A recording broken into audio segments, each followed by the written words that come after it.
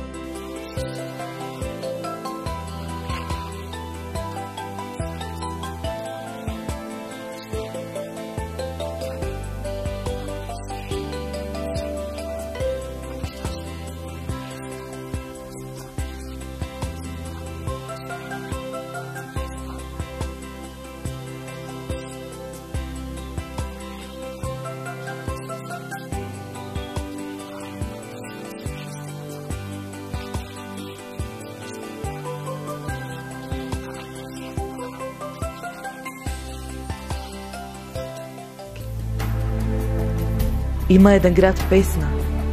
Град на битолчанецот Ајри, кој својата бескрајна и безгранична љубов ја испеал во песната Заштитен знак на Битола.